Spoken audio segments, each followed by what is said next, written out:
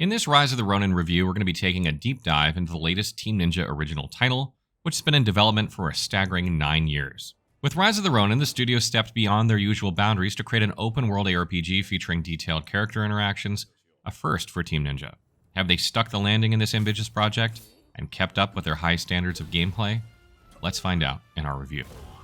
In Rise of the Ronin, you play as a Ronin, a wandering samurai without allegiance to a lord or master during the late 19th century of Japan. This period is an interesting topic of history that's pretty unexplored in video games. It captures a time when Japan, after more than 250 years of self-imposed isolation, was suddenly forced into diplomatic relations with foreign countries. The arrival of Commodore Matthew Perry with his black ships marked the beginning of this period, forcing Japan to open trade with America and technologically develop from outdated weaponry like katanas and tanegashimas to more modern armaments such as revolvers and cannons. As a result, Japan underwent an explosive series of developments with a disease known as cholera brought in by foreigners, economic turmoil caused by unfair trade agreements, and the rising tensions over foreign interference that have accumulated into a civil war between the anti-shogunate and pro-shogunate factions. It's all in all an amazing setting that has been underutilized by the gaming industry, so Team Ninja has definitely hit the mark here. In this setting, you're part of the Veiled Edge, a special twin warrior unit from the Kurosu clan, trained from birth to be extremely skilled warriors. Displeased by the growing relationships between the shogunate and the American governments, the Kurosu clan ordered you alongside your Veiled Edge twin to steal secret documents from the black ships anchored in Yokohama and assassinate the forerunner of Japanese relations, Matthew Perry. From here, you kickstart your journey as the most impactful person shaping Japan's future. You meet over 80 characters in the game and engage in meaningful interactions with about 50 of them, each with their own opinions, ideals, and faction allegiances, that all coalesce with one another to create an extremely varied cast and an interesting plot. Unfortunately, though, as a result of the large cast, a lot of the characters end up feeling missing in crucial moments of the story, since there are just too many to include all at once for the big showdown events.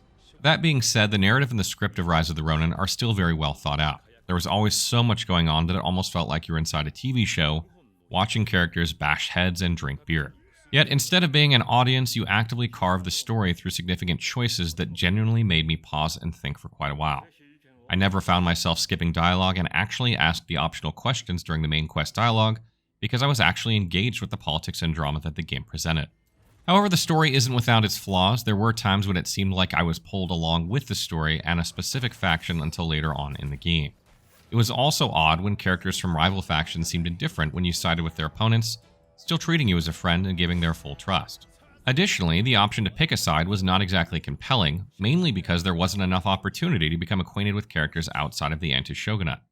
Regardless, some characters of the anti-shogunate were quite charismatic, so this wasn't that much of an issue for me. Overall, the story of Rise of the Ronin is arguably the best that Team Ninja has put out to date, with a very unique setting and generally good writing. If you were worried about how Team Ninja would approach a story about Japan's political turmoil in the world of the late 19th century Japan, you can be assured that it was executed quite well. The gameplay, however, may disappoint some Team Ninja fans. Whereas the narrative was most definitely a step up from Team Ninja's standard, the gameplay of Rise of the Ronin can be described as both fulfilling yet disappointing. The game offers solid open-world exploration along with an intriguing bond system, providing content that feels fresh and varied. However, the disappointing aspect is surprisingly the combat. While it isn't terrible or mediocre by any means, it can't match the amazing flow of Nioh or Ninja Gaiden. To start, let's go over the exploration and bonds. The playable world of Rise of the Ronin is set in Yokohama and 2 other major cities of Japan, spanning 27 square kilometers, not including the countryside, making it larger than Ghost of Tsushima. You can explore it with your glider or your horse or the janky auto run. Some of the world is a bit empty and the NPCs walking around had very limited dialogue conversations, but for the most part, there is a good amount of side content that I found myself getting lost in. For example, collecting cats to return to the geisha cat lady, defeating fugitives to unlock new combat abilities, restoring public order to unruly areas, taking photographs of some real Japanese historical sites, and getting a history lesson on them, as well as gambling, gliding, horseback, archery, and some other completionist content. There is also a bounty system within the game allowing you to pickpocket strangers and kill civilians, but it was pretty lackluster. My personal favorite amusement area was the dojo, a place where you could challenge acquainted characters in one-on-one boss fights. For the most part, you will be exploring the world of Yokohama and Japan when doing quests, but in some quests you will go into a mission environment which puts you in a special location. And that leads us to bonds, a massive part of Rise of the Ronin. Bonds are essentially confidants from Persona 5, only now in a Team Ninja game. You have levels of relationships with characters which range from level 1 acquainted to level 4 faded. You can increase your bond level through a few ways, choosing specific dialogue options during conversations, giving gifts like 3 premium whiskey bottles, or doing bond missions. Bond missions are like character storylines where you help other characters out with their struggles. Some of these missions were relatively flat, like finding luggage for a random foreigner, but others were some of the most entertaining content in the game, especially regarding that of the anti-shogunate faction and Ryoma Sakamoto. There is also a bond system for the two factions to represent how close you are with them, but these felt more like just additional rewards. The rewards for increasing your bonds with characters are about what you'd expect: gear, stats, and skill points. However, you also acquire special stances from some characters, which play a part in fundamentals of combat. There are 3 different difficulty settings you can choose from at the start of the game to make combat easier or harder. The combat of Rise of the Ronin is some kind of middle ground between Wo Long Fallen Dynasty and the Nioh series. The basics include normal attacks, heavy attacks, guarding, and a ki meter representing your stamina. You also get a blade flash, which represents ki after you attack by using a buildup of your blood gauge. The main approach to combat is the counter spark, a parry system to deflect attacks and cause enemies to panic, providing an opportunity to do some damage and reduce their ki meter. Once that meter is depleted, you can do a critical hit, dealing massive damage. There are 9 different weapons in the game, all with their own stances, which are easily swappable in the middle of combat. Each stance has up to 4 martial skills, which are special abilities which do significant ki damage, as well as compatibility with enemy weapons.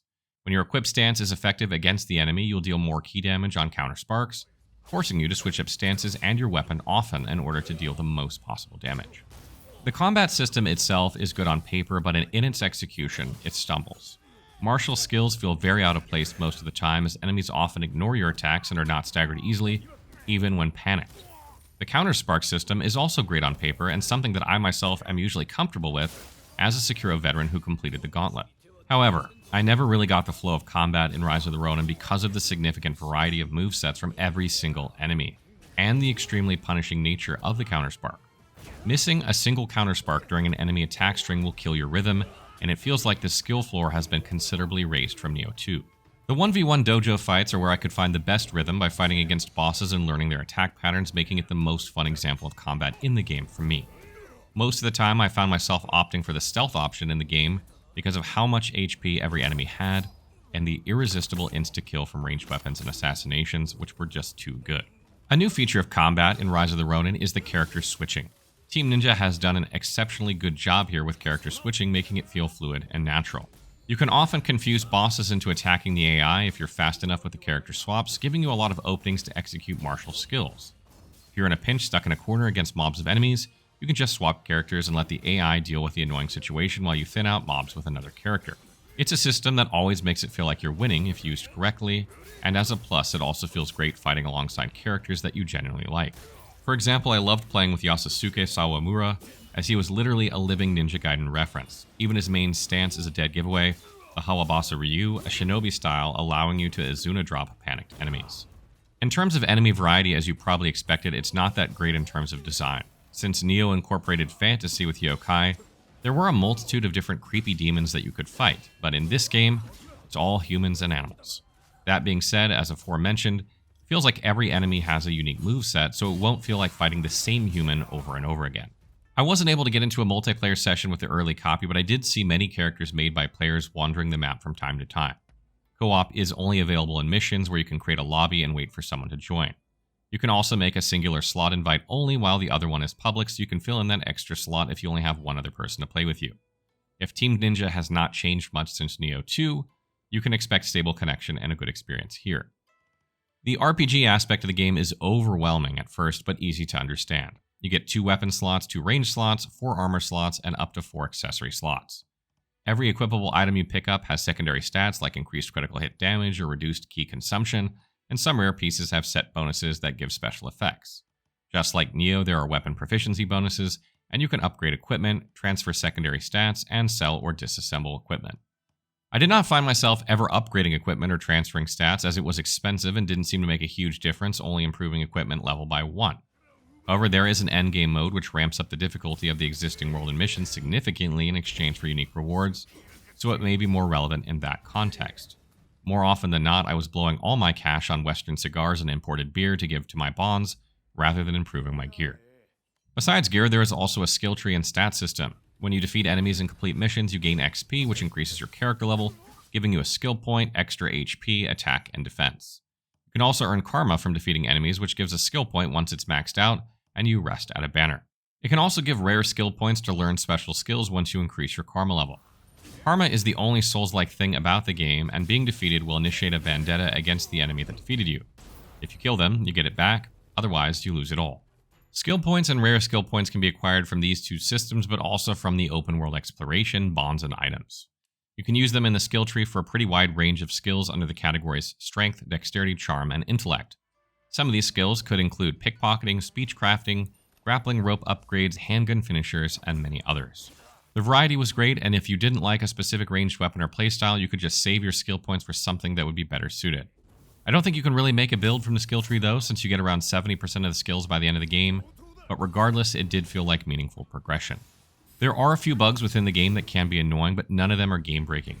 In my 56-hour playthrough, I experienced enemies glitching through the floor, and an invisible enemy during a mission. Overall, the gameplay is carried by the bond system and exploration, with combat being good, but not on the level of previous Team Ninja titles. As you probably can see from the gameplay, Rise of the Ronin is heavily weighed down by its graphical fidelity. One of the main reasons why open world games are enjoyable is because of the great scenery you can get from just walking around. Case in point, Ghost of Tsushima. Nioh 2 was fine with mediocre graphics because of its mission format, but in the case of an open world Japanese game, you want to see something grand and beautiful, which Team Ninja did not deliver. The color palette is similarly lacking, with washed out colors and a generally grayish environment that doesn't have much vibrance. Unfortunately, it's not just the landscapes that are noticeably subpar when compared to other open worlds. Face animations are also incredibly stiff, and you will hardly ever see a character's eyes move during conversation. They rely on stiff mouth movements and body language to convey emotion, which you get used to, but is still a sore point for immersion. Performance-wise, I ran into quite a few frame drops throughout my playthrough. These were usually in busy areas in the city where the frame rate would drop from a smooth 60 FPS experience to probably around 30 to 40 even while on the prioritizing FPS mode. However, in combat and exploration outside of specific areas, it was an overall smooth experience. The loading screens were also fast, so that's a plus as well. Audio-wise, the game has fantastic sound effects for combat and battle cutscenes and a good soundtrack. The voice acting in Japanese is amazing, with well-known industry professionals like Koyasu Takahita voicing Kogoro Katsura, Yuichi Nakamura voicing as Tushizo Hijikata, or Hochu Atsuka as Jules Burnett. The English voice acting is more of a mixed bag, with some of the characters that sound real good and others that just sound absolutely absurd, so if you're playing in English, you may experience some hiccups here and there in the voice department. My playthrough of Rise of the Ronin took around 55 hours, and I barely scratched the surface of additional content. I had a 60% completion rate in Yokohama, and then a 37% and 11% completion rate in the next two cities. There are still many enemy camps I haven't cleared yet, 60 more cats to pet, bond missions I haven't completed, tons of side quests, weapon stance upgrades from the dojo, fugitives still running loose, and tons more. When considering a game's price point, we take into account the amount of content available, the experience impact, and the value of purchasing a game right away versus waiting for patches or a sale. Priced at $69.99 USD, Rise of the Ronin is a content-complete game with some very well done systems and a good combat system, which I argue outweighs the poor graphical quality. I would guess that a full playthrough collecting everything on the map, doing every side quest, maxing out all of your bonds, etc., excluding the endgame content, would take at least 100 hours, so you're easily getting your money's worth if you stick with the game. Additionally, you can go back to see how other decisions would impact the storyline, giving some replayability. And none of this, of course, factors in online cooperative play with others, which can extend your game time well beyond that even. Final thoughts. Rise of the Ronin is a solid open world ARPG that is heavily weighed down by its graphics, but is nonetheless a very enjoyable experience thanks to its story, setting, and gameplay. Persona 5 and Team Ninja was never a combo that I thought I wanted, but now that I've experienced it, I can confidently say that it's a great mix when paired with a historical backdrop. While the combat may be disappointing coming from other Team Ninja games, it still delivers good fundamentals that can create satisfying combat with a lot of experience.